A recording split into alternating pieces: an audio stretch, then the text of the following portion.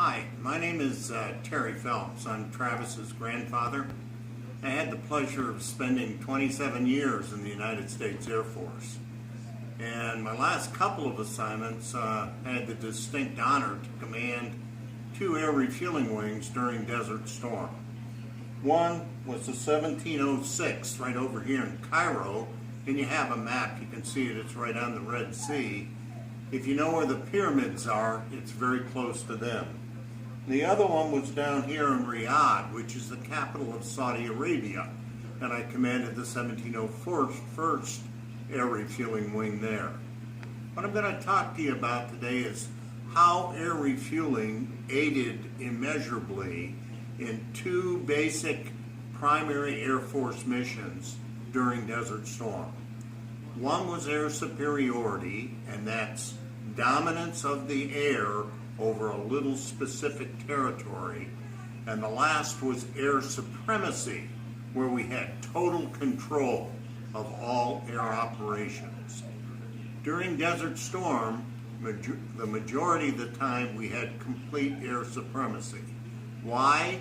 We could keep aircraft airborne 24 hours a day, 7 days a week. We did that by the use of air refueling. We would launch tankers, that's air refueling aircraft, that had the capability of carrying up to 36,000 gallons of fuel, of which about 22,000 they could offload safety and still have enough to use in their own aircraft to get there and get back to landing. And we would go up and to fly, and you see a box that you have there. That is called an air refueling anchor. And there is a little area up here in the upper right where that would be the air refueling tanker's orbit. And we would stay in that orbit until an aircraft that had a specific mission of radar control of that area would detect that we would be needed to offload fuel to fighter or bomber type aircraft. That aircraft up here was known as the AWACS, and I'm sure you've seen it in the local area. It's like a Boeing 707, only it's got a big radar scope on top of the airplane.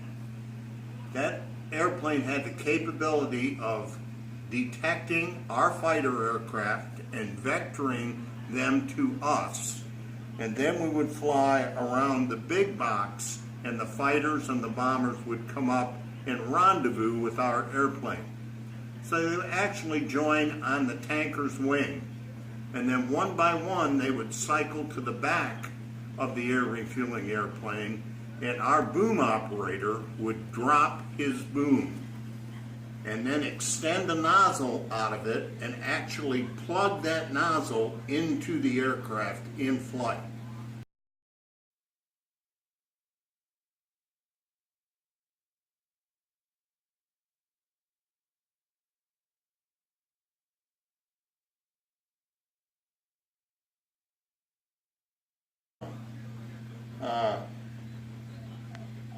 We had the capability, because of the sophistication of our weapons, of targeting any radar activity on the ground or any vehicular movement on the ground, and our weapons were good enough that we had a 1-to-1 kill ratio.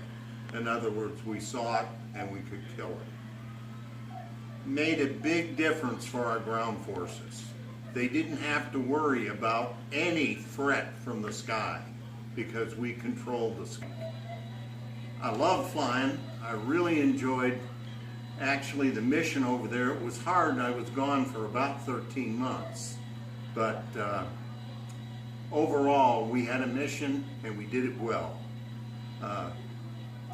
Missed flying immensely, obviously, but I was very proud to serve during that period of time. Thank you very much.